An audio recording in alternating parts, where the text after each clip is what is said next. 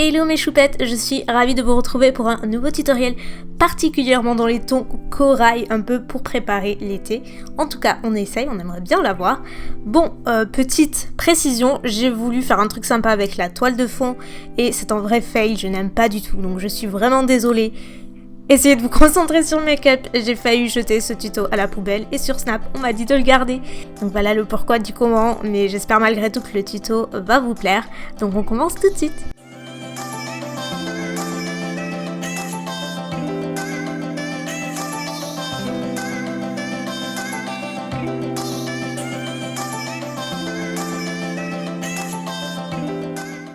Donc après avoir appliqué ma base et mon petit bout de scotch sur les côtés, j'applique un fard un petit peu orangé dans le creux de paupière, j'étire bien la matière et je vous conseille vraiment d'utiliser le bout de scotch, ça va permettre de bien délimiter un petit peu le make-up, de faire un truc plus clean et ça va vous aider pour le liner aussi. Par la suite, j'applique ce fard que je trouve magnifique, enfin toutes ces couleurs vraiment hyper estivales, j'ai tout envie de les utiliser, donc je le place par-dessus. Ça fait vraiment un très joli dégradé, je trouve que les deux couleurs vont plutôt bien ensemble. Ensuite, j'applique cette couleur beaucoup plus rose, mais que je trouve tellement jolie. Et on peut avoir peur de l'utiliser, vous voyez que ça fait très sympa. Le but, c'est vraiment de construire la couleur, de la travailler et toujours d'estomper par la suite. Vous voyez, c'est ce que je fais avec un pinceau beaucoup plus fluffy. Et ensuite, avec une couleur un petit peu plus foncée, mais toujours dans les mêmes tons, un petit peu. Il y a un peu de bordeaux, un peu de prune, je trouve cette couleur ravissante. Je la place plutôt dans le coin externe en traçant un petit V. J'en applique bien sur le coin externe aussi et ça va encore une fois m'aider avec le scotch pour avoir un make-up beaucoup plus net. Sur le reste de ma paupière mobile, je mélange ces deux couleurs pour avoir quelque chose qui est ni trop blanc ni trop rose, une espèce de pêche si vous en avez un, utilisez. Donc vous voyez que je n'utilise que des fards mat pour le coup, les yeux c'est 100% mat.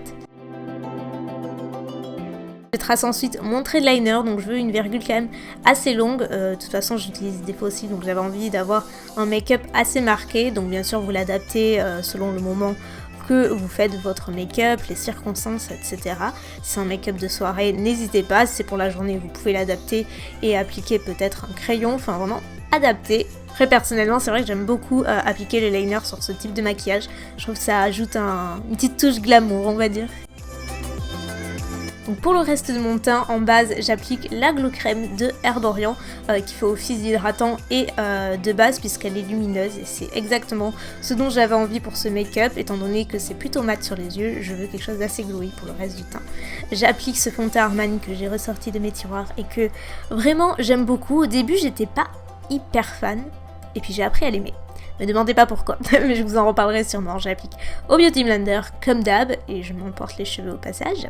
Ensuite, en anti-cerne, j'applique surprise surprise le Shape Tape de Tarte. Couvrance assurée, lumière aussi. C'est le combo parfait.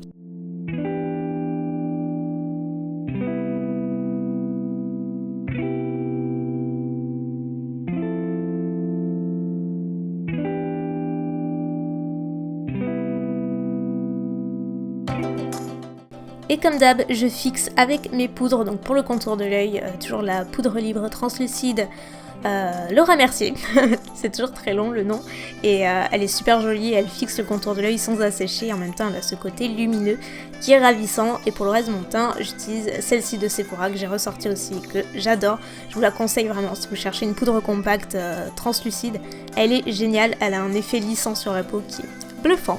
Et pour les sourcils, encore une fois, surprise surprise, je sais, je change pas, mais c'est vraiment des produits que j'adore et que j'utilise tout le temps. Donc pour les sourcils, le Brow Definer de Anastasia Beverly Hills, et vous me demandez souvent quelle teinte j'utilise, et c'est la Medium Brown. Alors ça c'est une étape que j'aime beaucoup faire quand j'ai le temps, voilà tout simplement pour être honnête, c'est d'appliquer le Eyebrow de Benefit qui est un crayon un petit peu satiné que j'applique comme vous voyez sous le sourcil que j'estompe ensuite avec un petit pinceau et ça permet vraiment de mieux dessiner le sourcil, d'avoir un contour qui est super net et je trouve que ça fait toute la différence, essayez et vous verrez, c'est vraiment pas un gadget du tout, évidemment je le fais pas tous les jours, j'ai pas la patience, ça redessine le sourcil mais de folie. Ensuite en fossile, c'est un peu mieux, j'applique les demi-wispy de Ardell qui sont mes fossiles préférés au passage si vous me demandez. Ils sont fabuleux, vraiment que ce soit en journée ou en soirée, ils sont top et surtout ils sont extrêmement confortables à porter. Ensuite je passe au ras des cils inférieur et j'applique plusieurs petites couleurs. Je passe pas mal de temps sur le ras des cils inférieur pour avoir quelque chose d'assez fumé et finalement j'utilise les mêmes teintes que j'ai utilisées juste plus haut et ça termine vraiment le make-up, c'est absolument indispensable et n'hésitez pas à bien estomper toujours et encore, surtout le ras des cils inférieur pour avoir quelque chose de plus fumé possible.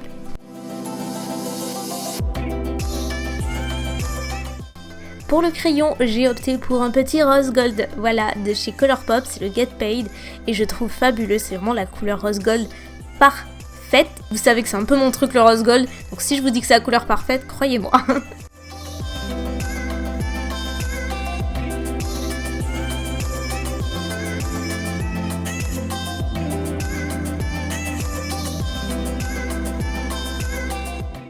Ensuite, je viens appliquer mon petit contour avec ma palette Light Medium, donc la définition. Donc j'applique la couleur Warm Sculpt comme d'habitude et donc là, j'en applique un petit peu partout pour définir un petit peu mon visage. Ça fait encore une fois toute la différence. Bien à la racine des cheveux, ne jamais oublier au niveau des tempes parce que forcément le soleil accroche partout. En tout cas, on fait comme si. Je passe ensuite au blush et c'est le California de Benefit. C'est la première fois que je l'utilisais et pour être honnête, je le trouve pas très pigmenté. La couleur est très jolie mais comme vous voyez, je le trouve un petit peu fade. Donc je sais pas, j'aurais essayé, c'était la première fois que je l'utilisais. Et ensuite je passe à l'highlighter et voilà, j'utilise mon petit chouchou et là je vous avoue que je me suis fait plaisir.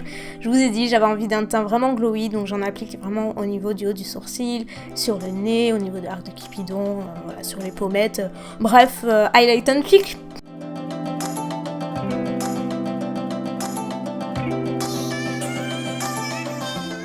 Et enfin pour les lèvres, comme vous le voyez j'ai beaucoup hésité entre ces deux teintes donc je me suis dit écoutez, on va mettre les deux comme ça vous aurez deux options.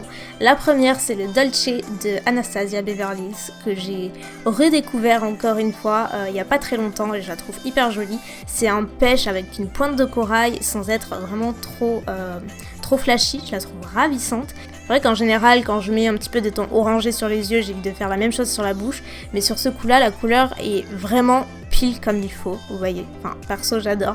Dites-moi quelle alternative vous préférez. Et pour la deuxième, c'est cette couleur de rétro mat de MAC que je trouve ravissante encore une fois, qui est donc un chouïa plus foncé et qui tire davantage vers le prune. Donc c'est peut-être un petit peu plus adapté pour un maquillage de soirée, même si moi je vous avoue que je m'en fiche un petit peu. Je porte ce qui me fait plaisir et oui, il y en a sur les dents aussi, c'est pas très glamour, mais ce genre de choses arrive. et voilà pour la deuxième option, totalement différente, mais franchement j'adore. Je ne saurais pas vous dire laquelle des deux je préfère, vraiment je n'y arrive pas. Donc dites-moi la version que vous préférez, plus claire ou plus foncée. Sur ce, j'espère sincèrement que le maquillage vous aura plu et je suis désolée, cette toile, je ne la réutiliserai plus. De toute façon, je ne l'ai pas gardée, c'est simple. Voilà, donc je vous fais plein de gros bisous et je vous dis à très bientôt.